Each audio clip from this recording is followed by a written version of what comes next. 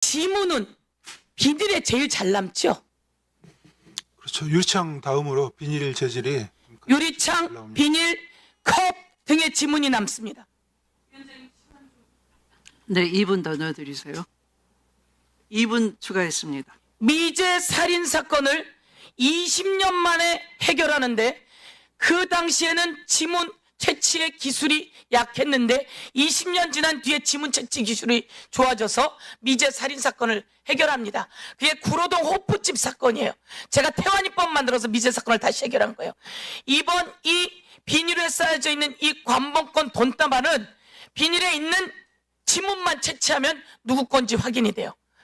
신흥석 검사장의 이야기처럼 돈다발 본 적 있으세요? 저런 돈다발? 네, 저는 경험이 있습니다. 경험 있고 다른 사람들 거의 경험이 없어요. 그러면 저 돈다발을 이 사람 저 사람 만지면서 왔을까요? 저 돈다발 비늘에 이 사람 저 사람의 지문이 다 묻어 있을까요? 저 돈다발은 받은 사람과 준 사람과 그리고 은행과 그 은행들 몇 개만 지문이 남아 있는 거예요. 저 지문에는 어디에서 왔고 어디로 갔고 누가 중간 딸인지가 다 남아 있는 거예요. 그런데 그것을 폐기했어요. 비닐을 뜯는 게 더 중요했던 거예요. 비닐에 그게 남아 있었으니까. 이거는 2022년 5월 13일 날 건데 이것은 윤석열의 지문이, 김건희의 지문이, 아니면 건진의 지문이, 아니면 누구의 지문이 남아 있는지가 저 지문에서 다 나오는 겁니다. 말씀 주십시오.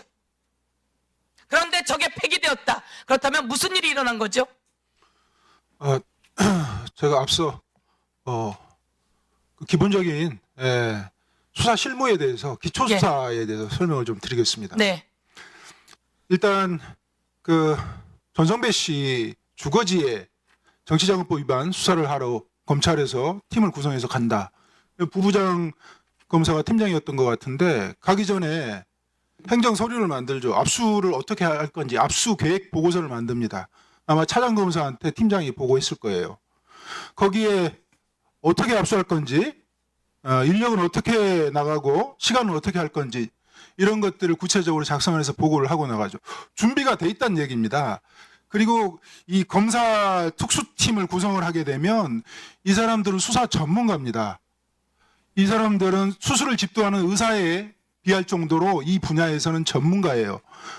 최초 쌀독에서 저 간본권 있는 돈을 발견을 했으면 일단 띠지가 굉장히 중요합니다. 띠지 한국은행에서 나오신 분이 전혀 추적 단서 없다고 그러는데 저는 경험을 했는데 그 한국은행에서 돈 받아올 때 인계자가 서명하거든요. 근데 지금은 안 하는 모양이죠. 돈을 주는데 소명을 안 해요? 그럼요. 서명 한 명 하는 게 아니고요. 그 은행 본점에서 과장급이 한 명 나가면 보안팀에서 청원 경찰이 나갑니다. 두 사람이 서명했거든요.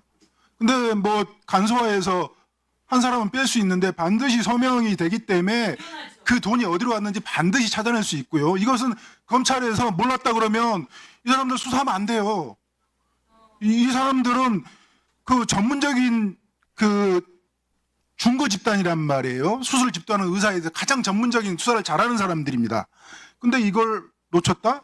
그리고 저 간본권 이 비닐로 포장되어 있으면 이게 벽돌처럼 보이거든요. 이걸 이대로 챔버라는 공간이 있습니다. 챔버라는 공간에 집어넣어 가지고 그 본드법이라고 있어요. 가스를 태워 가지고 그 지문에 접착되게 해서 그걸 다시 꺼내 가지고 그 검은색 그 분말을 발라 가지고 지문을 채취하거든요. 근데 이 기본적인 수사에 대해서 검찰은 경찰보다 더 잘 알고 있습니다. 대검에서 DNA 데이터베이스를 가지고 있어요.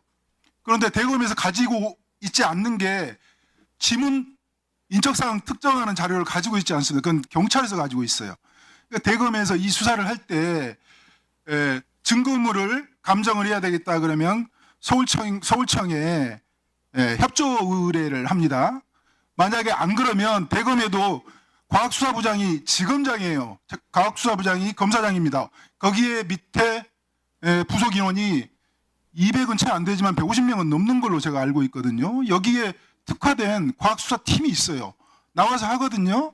챔버에서 과학 수사해가지고 지문을 따가지고 경찰이 보내요. 경찰청에 보내면 과학수사계에서 분석 보고서를 작성해서 사진 다 찍고 지문을 건네줍니다. 이건 기초수사예요. 이걸 만약에 안 했으면 건진이 민간인이잖아요. 건진이 정치자금법 위반죄가 있습니다. 민간인이 정치자금법 위반죄가 뭐가 있겠어요? 거기에 붙는 죄가 있어요. 형제처럼 붙는 죄가 알선수재가 있습니다. 반드시 알선수재가 붙었을 거고요. 알선수재는 특정범죄 가중처벌법 위반입니다. 이거 수사 안 하면 1년 이상의 징역에 처합니다. 이 애초에 이건 지금 부부장 우리 최재형 검사, 그 다음에 부장검사 박건욱 부장검사의 특수직무유기죄를 적용해서 이 사람 두 사람부터 입건해서 수사를 해야 되는 상황이에요. 이 압수계 담당 그 수사관들은 제가 아까 말씀드렸죠. 기계적으로 하는 건데 기계적으로 아무 생각 없이 하는 게 아니고 배운 대로 원칙대로 수사를 하는 겁니다. 그래서 이 사람들이 돈을 받았을 때는 저는 현금을 받았을 거라고 이렇게 판단을 하고요. 그 비닐과 그 다음에 띠지 관련해서는 별도 보관하고 있다가 지금 이 사람들한테 뒤집어 씌웠는데 이 사람들은 저항할 힘이 없죠. 검찰 내부에서 일어나는 그 어마어마한 일들을 몸소 체험한 사람들이라 감히 대항하지 못했을 겁니다. 이 수사는 기초수사예요. 이 기초수사를 모르면 옷 벗으세요. 저 부탁드릴게요. 이런 사람들 수사하면 안 돼요.